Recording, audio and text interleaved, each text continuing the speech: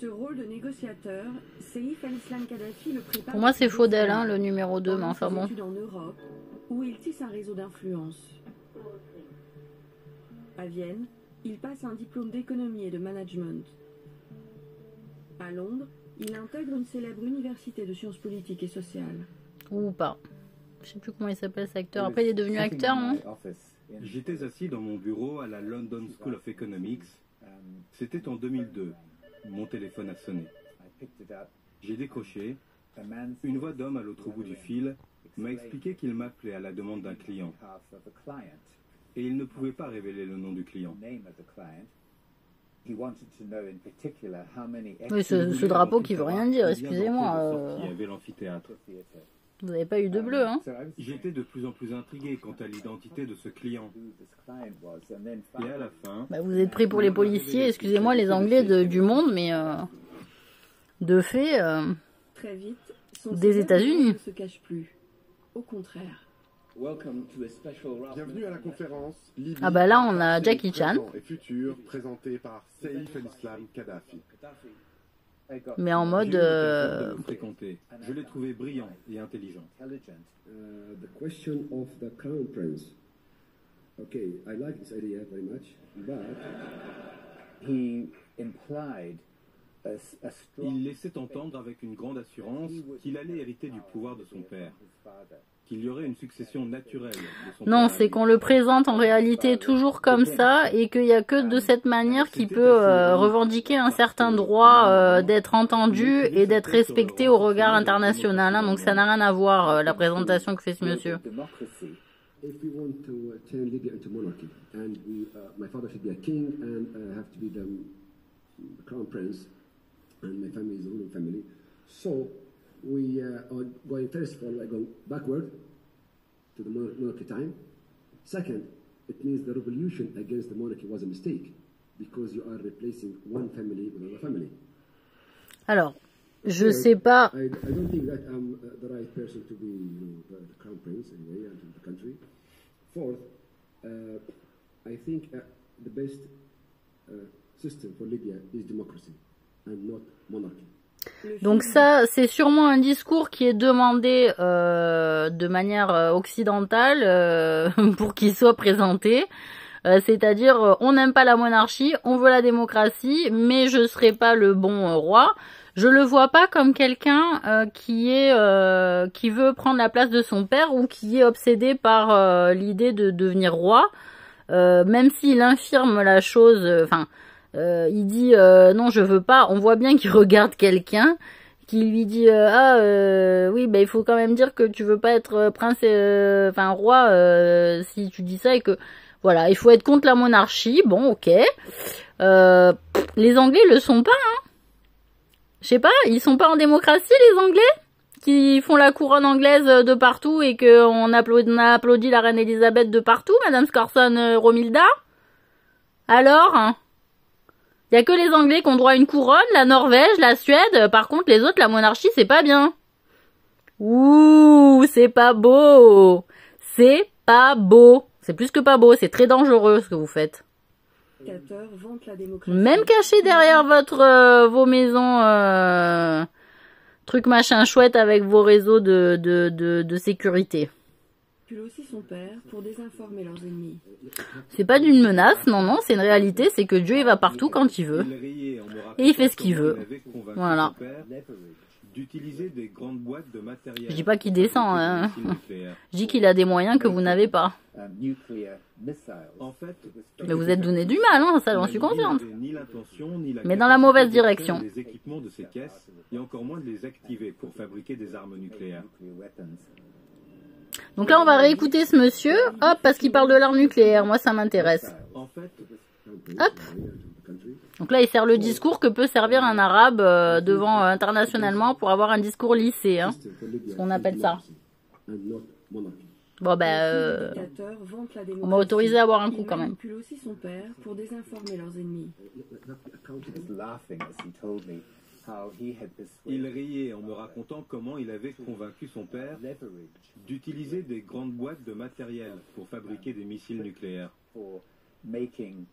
nuclear missiles. En fait, tout était factice. La Libye n'avait ni l'intention ni la capacité d'extraire les équipements de ces caisses, et encore moins de les activer pour fabriquer des armes nucléaires. En 2010, la Libye fait une donation de plus d'1 million d'euros à la London School. Allez. Saïf al-Islam Kadhafi est alors accusé d'avoir acheté son diplôme. Ah. Trop bon. Alors là, j'aime bien. C'est-à-dire, on vous fait investir et puis après, hop, on vous taxe d'avoir triché. Alors là, bonjour les Anglais. Hein. Il était tout à fait qualifié pour obtenir son master. Eh ben, pas vraiment bonjour. Ni hello d'ailleurs. Saïf al-Islam Kadhafi, scruté par la presse et surveillé de près par les services étrangers. Tu m'étonnes.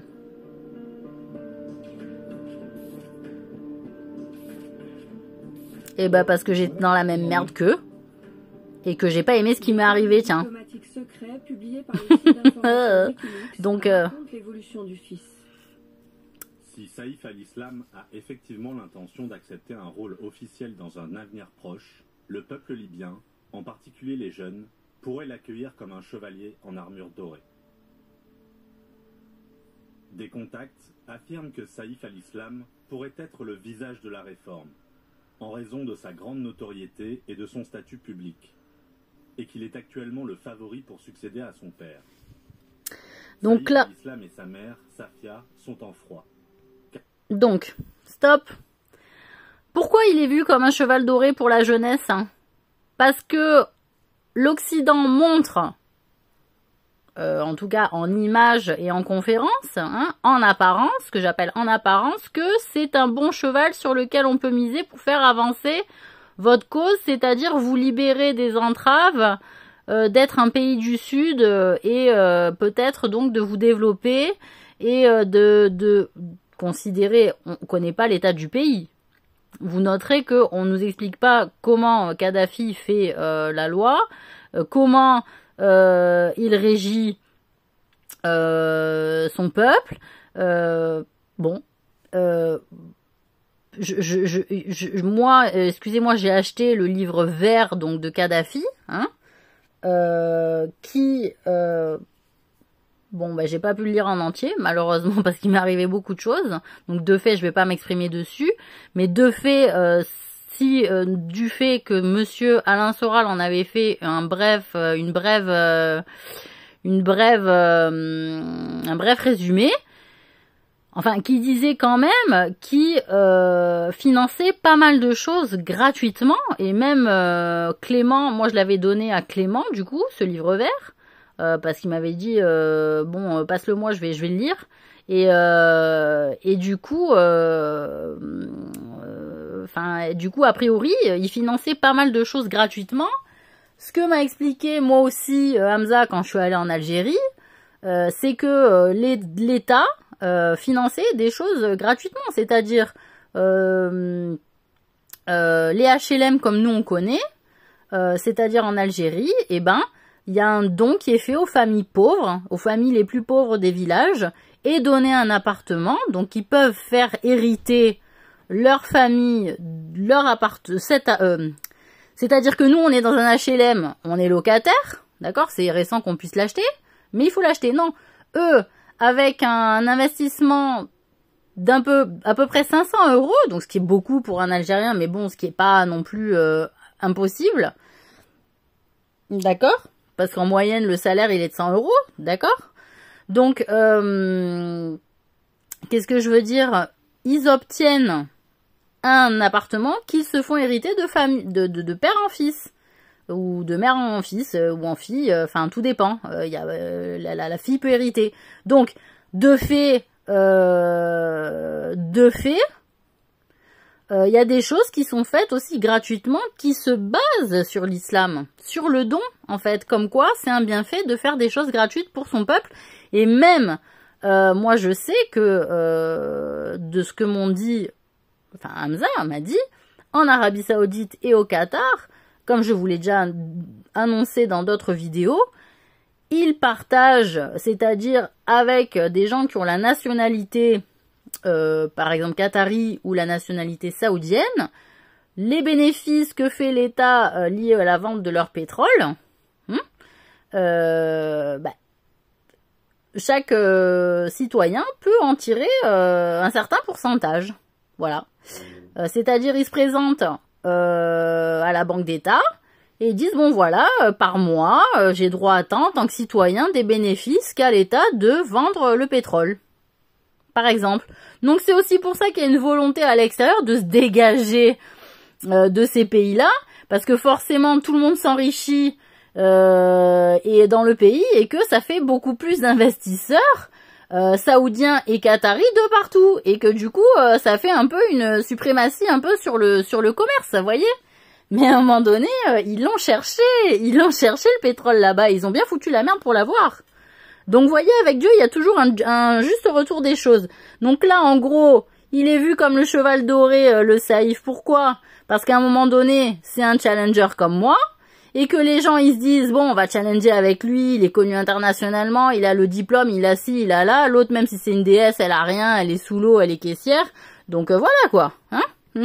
Car Saïf al-Islam a refusé d'épouser la jeune femme que sa mère avait choisie pour lui il y a 2 ans. Donc sa mère... qui rédige ces câbles, c'est lui. Mon nom est Gene Kretz. J'ai été haut responsable au département d'État américain de 1981 à 2015. Et j'ai été nommé ambassadeur en Libye par le président George W. Bush. Ah. Donc le fils. La famille de Kadhafi était la priorité de ma mission. Saïf était l'un des membres les plus accessibles. Il était très courtois par rapport, disons, au reste de sa famille, en particulier ses frères. Moatassem, lui, était conseiller à la sécurité nationale. Khamis était le chef d'une des unités militaires. À Vienne, nous retrouvons Wolfgang Pustaï, attaché de défense à l'ambassade d'Autriche à Tripoli, de 2007 à 2012. Muammar Kadhafi a essayé de répartir le pouvoir entre ses fils. Kadhafi voulait éviter d'être renversé par un membre de sa propre famille. Ce principe de diviser pour régner était l'un des éléments les plus importants pour le maintien de son pouvoir. Avant la révolution, Saïf al-Islam était le visage du régime pour l'Occident. Il a essayé de s'opposer ou a prétendu s'opposer à la corruption, alors qu'il menait lui-même une vie de playboy en Libye, en Europe, à Vienne, à Londres. Une vie de playboy, regardez-moi ça. Il est halal, elle est halal, hein, il n'y a que des mecs. Alors juste un instant s'il vous plaît, je reprends. Des unités militaires. À Vienne, nous retrouvons Wolfgang Pustaï, attaché de défense à l'ambassade d'Autriche à Tripoli, de 2007 à 2012. Muammar Kadhafi a essayé de... Voilà, on dirait Alger, mais enfin bon. Kadhafi voulait éviter d'être renversé par un membre de sa propre famille. Alors...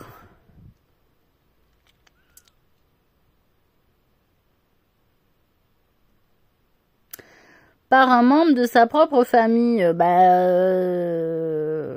peut-être sa femme, hein.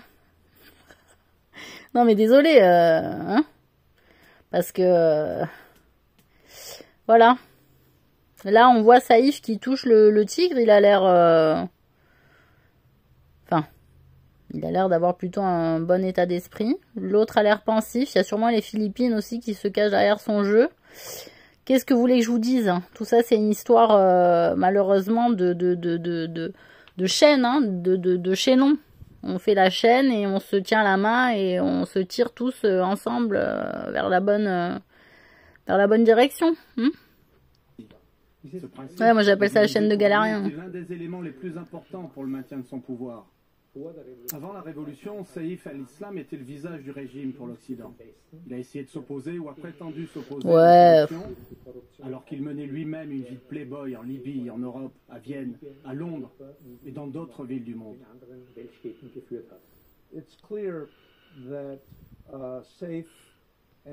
Oh, on va refaire. Hop. On va refaire parce que ça va vite. Hein.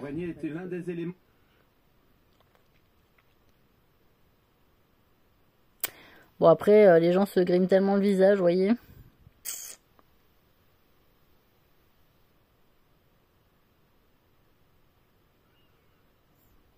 Les plus importants pour le maintien de son pouvoir. Ma foi, la famille est juive. Hein. On va humaine, hein, ouais. Il a essayé de s'opposer ou a prétendu s'opposer à la corruption, alors qu'il menait lui-même une vie de playboy en Libye. Alors, je vois pas le lien avec la corruption et la vie de playboy, hein. Excusez-moi, ça c'est énorme. Il menait lui-même une vie de playboy en Libye et donc soi-disant, il se préoccupait de la corruption. Déjà en islam, bon, la corruption c'est un péché, donc on essaie d'éviter. Par contre, quand les hommes politiques ou les États mafieux, comme on a en Occident, faut arrêter de se cacher derrière des pots de saucisson. Je suis désolée, vous aussi, vous êtes dans la corruption, faut arrêter le délire. Hein? Combien il y a de gens qui ont été jugés en France et qui ont été relâchés contre des enveloppes. Faut arrêter le délire, quoi.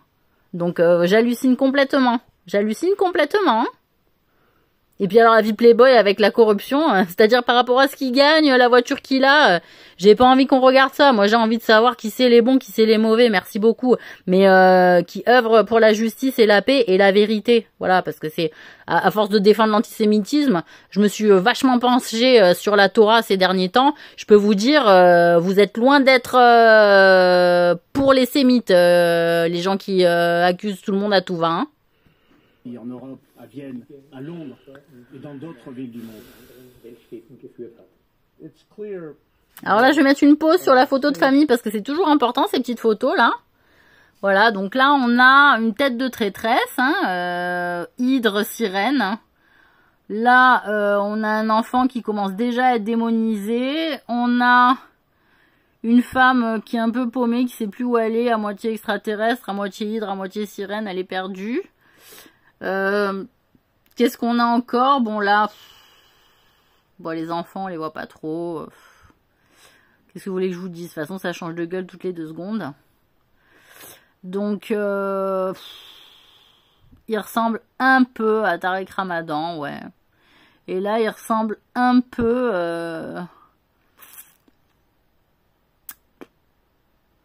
je sais pas. Je sais pas. Non, c'est pas Jay-Z, arrêtez. Rien à voir. Vous faites dire n'importe quoi, quoi. Punaise. Bon, enfin bref. Hein. Alors. Oui, donc là, on a qui? Ah, on a la femme, Safia. Et le fils, bah, parce que Gérald, a priori, vient de cette famille aussi. Il est évident que Saïf et ses frères, en particulier Moatassem, étaient en lutte d'influence les uns contre les autres pour exercer le pouvoir le jour où Kadhafi quitterait la scène. Ben parce que s'il y a des échanges de gosses et des passations, c'est-à-dire que l'autre, Jogurta, il est parti à l'ouest, l'autre à l'est, l'autre au sud, l'autre au nord, et que finalement il reste des étrangers qui lui servent de fils pour les photos officielles, forcément, il n'y a plus de famille, donc forcément, il se méfie de qui c'est qui va prendre le pouvoir. Moi aussi, j'aurais pas mal été parano avec des étrangers au lieu de mes fils, vous voyez. À l'opposé de ses jeunes frères, Moatassem et Hamis, très proches de la vieille garde de leur père et de l'armée, Saïf al-Islam se lance dans la création de médias pour parler à la jeunesse. Radio, télévision, journaux. Il se rapproche d'intellectuels. Mohamed El-Ouni, un juriste, devient son mentor. C'est un témoin exceptionnel. C'est vous qui allez jurer devant Dieu. Vous lui mettre la pression. Amusez-vous encore à jurer et à pas dire la vérité, vous. Vous allez voir. Mais le plus souvent, mauvaise.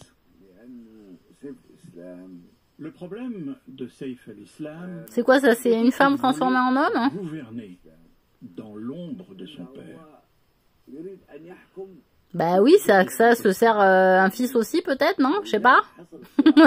À servir son père, sa famille, non? Je sais pas, c'est quoi votre problème avec ça?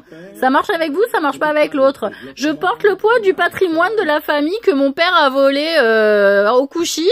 Et je m'appelle Alice et tout va bien. Par contre, je suis Saïf al-Islam, fils de Kadhafi. Là, ça va plus quand je veux œuvrer dans l'ombre. Eh oh! On a ras-le-bol. Mais plutôt la démocratie et le fait... Ah oui, la démocratie. La démocratie de se faire enculer ouvertement devant tout le monde, mais ne pas avoir le droit de le dire. Ça, ouais, j'ai bien compris la démocratie. Ah, mais au sens propre, hein.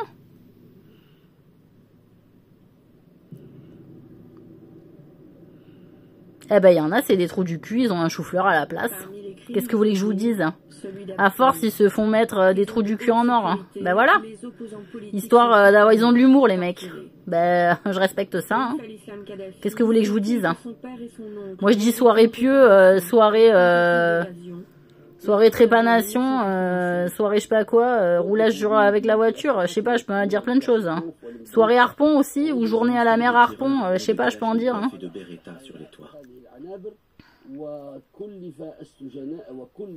Et ils ont ordonné aux gardiens de sortir. Ah ben Mary on the Cross, je l'écoute, hein, comme chanson, faut avoir de l'humour quand même. Hein.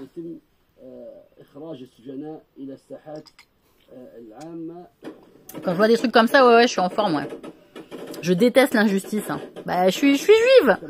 Ouh, je suis juive, cœur chrétien et convertie à l'islam, c'est pas beau? Waouh, beau parcours, hein. Hamdoulillah. Louange à Dieu, tiens. Le régiment aux familles et fait disparaître les cadavres. Ah bah j'ai pas pu compter sur beaucoup de monde, donc s'il avait pas été là, merci beaucoup. Hein. Saïf al-Islam Kadhafi s'empare du dossier. J'ai rencontré Saïf en 2010 à sa demande. Il a l'air inquiet, mais il a l'air sincère. Et j'ai pu évoquer le cas des détenus et du massacre d'Abou Salim. J'ai eu l'impression qu'il était surpris par ce que je lui racontais des atrocités commises dans cette prison. Il s'est montré empathique. Il était étonné. Donc là on va reprendre, hein, parce que c'est le genre de type d'argument sûrement qui a été véhiculé par les Occidents. Hop. On va reprendre. Prison de haute sécurité où les opposants politiques sont affamés, torturés. Saïf al-Islam Kadhafi sait-il que son père et son oncle vont répondre par le sang à une tentative d'évasion le 29 juin 1996.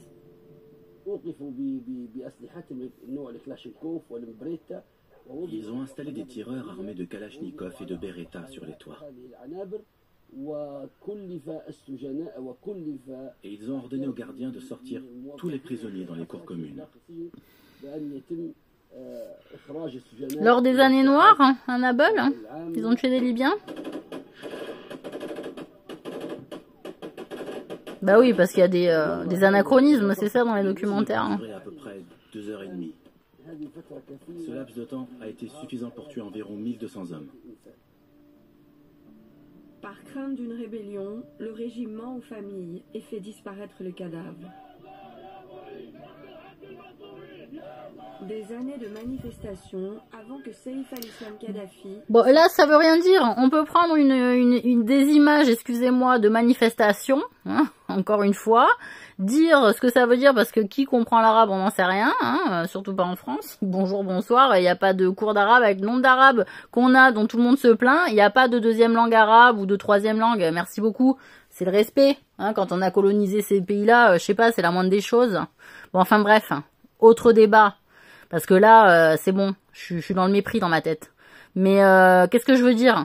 Donc, ah bah quand il n'y a pas la vérité, il n'y a pas la justice. Ouais, je suis dans le mépris, moi, dans ma tête. Voilà, c'est tout. Voilà. Donc après, tu peux m'abaisser, tu peux m'humilier, ça changera pas. Si c'est pas par force que tu gagnes mon respect, ça vaut rien au regard de Dieu. Voilà, c'est pas du vrai respect. Aussi de ça. Qu'est-ce que je veux dire d'autre? Donc là, il y a des images de journalistes. On montre une manifestation. On montre des images de tueries qui peut-être datent des années noires, puis avec une manifestation qui date donc je ne sais pas quelle année, et que on dit bon ben voilà, le peuple il est pas content. Hein, il s'est passé ça, alors qu'en réalité, on est opprimé parce que on est empêché d'avancer. D'accord? Et parce que on nous prive de droits fondamentaux et qu'on crève la faim et que s'il y a des opposants politiques comme peut être jugé Poutine, comme peut être jugé en Chine avec Taïwan, comme peut être jugé comme a été jugé Kadhafi, je veux dire à un moment donné, les opposants politiques, ils sont mis en prison. Pourquoi? Parce qu'ils prennent de l'argent, ils se font eux corruptionner et peut-être dire des choses fausses sur ce qui se passe dans le pays, en réalité. Voyez ou pas? Voilà. Donc là, on a un problème aussi à ce niveau-là. Parce que les manipulations, en expliquant c'est quoi tes sources, moi, si je commence à dire c'est une chaîne grand public, peut-être qu'on va me rigoler au nez, vous voyez, dans les grandes instances à un moment donné, ou peut-être dans les journaux des médias, on va rigoler, on va dire c'est quoi tes sources. Donc à un moment donné, moi j'ai fait un stage d'une semaine dans une entreprise de journalisme à peu près, il y avait l'AFP quand même, c'était quand même quelque chose. Et ben l'AFP, c'est l'information, elle te tombe brute. C'est-à-dire que moi je croyais que t'allais faire un travail d'enquête, t'allais commencer par la rue, des trucs comme ça. Non, t'as une info qui tombe, on te donne l'info comme ça tout cuit dans le bec, on te dit voilà aujourd'hui ce qui s'est passé quelque part. Et il va falloir en parler. Donc en gros c'est l'AFP qui crée ta putain d'info dans ton journal. Mais c'est pas le travail d'enquête au départ des journaleux. Tu vois ou pas? Donc à un moment donné, il y a des choses, moi d'entrée j'avais 16 ans, qui m'ont choqué ou 15 ans. Ça m'a choqué. J'ai dit mais comment ça l'information, on te la donne déjà, on te la sert et tu parles dessus et puis c'est tout? Voilà, il n'y a pas de travail d'enquête. Moi je croyais que j'allais sortir dehors à Marseille, faire des enquêtes, machin. Non, non, on te sert tout cuit dans le bec l'information avec l'AFP. Voilà, aujourd'hui c'est ça. Quelle info tu vas sortir? Voilà, donc ça fait le petit machin, comme ça. Voilà, qu'est-ce qu'on passe en premier, qu'est-ce qu'on passe en première page, et qu'est-ce qu'on parle, et comment on en parle, et ci et ça. Qu'est-ce que le rédac en chef va te servir, qu'est-ce que va t'autoriser à dire, pas à dire, nanani, ça passe pas. Par rapport au rendez-vous qu'il a eu, par rapport aux suggestions qu'il a eu, par rapport aux influences qu'il a eu, par rapport aux pressions qu'il a eu, peut-être au chantage, peut-être aux otages, etc., etc., etc. Et c'est comme ça que ça se fait le journalisme. Voilà, merci beaucoup. On part du dossier. J'ai rencontré Seif en 2010 à sa demande. Non mais c'est facile aussi de payer des mecs pour faire, tu vois, il n'y a pas de pognon, donc mettez-vous là et faites un truc, quoi, tu vois. Voilà, ça on le sait. J'ai eu l'impression qu'il était surpris par ce que je lui racontais des atrocités. Donc là, ça se voit qu'il peut pas dire la vérité, hein. Il s'est montré empathique. Il était étonné que de telles choses aient pu avoir lieu.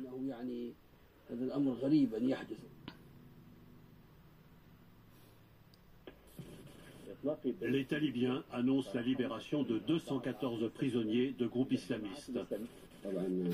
Donner du pognon. Voilà. Donc, comment financer le terrorisme après? Non mais c'est ça. C'est-à-dire, on fait faire on met des otages comme ça chez les islamistes. On peut créer le terrorisme comme ça, hein, sans déconner, hein. Donne du pognon. Donc, le mec, il est pris sous l'eau. Ils sont sous chantage. Clairement. Pour moi, hein. Ils sont sous chantage. Donnez du pognon et montrez que vous n'êtes pas terroriste. Mais en fait, ils font rien au départ. C'est ça l'histoire.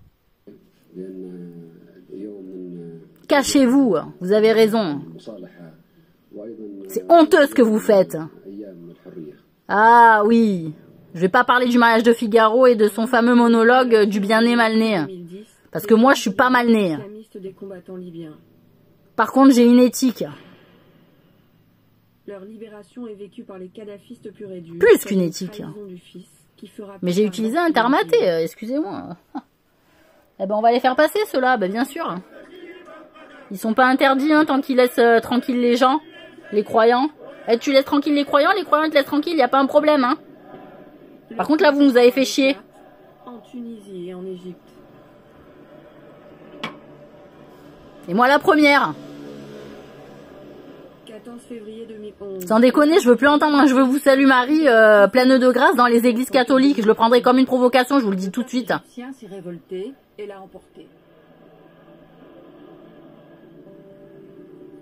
Ben vous priez Dieu le Père, c'est pas compliqué. Le lendemain, 15 février, Fatih Erbil et les familles d'Abou Salim manifestent sur ce pont de Benghazi. Non, non, j'y vais pas doucement, ça fait longtemps que ça va trop fort de leur côté. Je suis désolée. Abdallah Senussi lui-même, l'oncle de Seif al-Islam. Il m'a dit, vous voulez quoi? Jusqu'où voulez-vous que ça aille? Il m'a dit pendant cette rencontre, prépare-toi à prendre l'avion pour Tripoli demain à 7 h, pour rencontrer le guide. Le guide veut te parler. Ils vont voir des guides spirituels. Le guide ne lui parlera jamais. Eh, c'est pas Mitterrand qui allait voir des voyantes? Hein? Il allait faire de la cartomancie pour le destin de la France, celui-là. Croyez quoi que j'ai pas l'info? Allez-y. Allez-y avec votre cartomancie.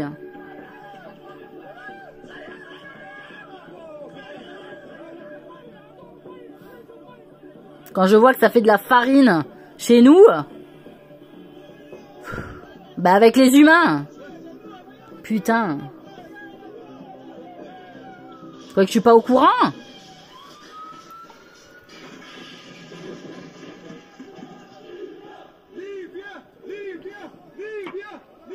Une réaction justifiée, selon cet ancien garde du corps du clan Kadhafi. Au début de la guerre, il y a eu des pourparlers et des mesures pacifiques pour arrêter ce qui se passait.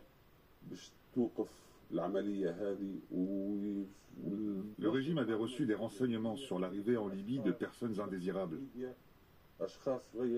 Des extrémistes islamistes commençaient à se précipiter vers Benghazi et y former des gangs. Ah bah c'est sûr, hein, on leur avait poussé, ils avaient été financés par le biais de prise d'otages inventés. Hein. Tu m'étonnes. Honteux quoi. Honteux.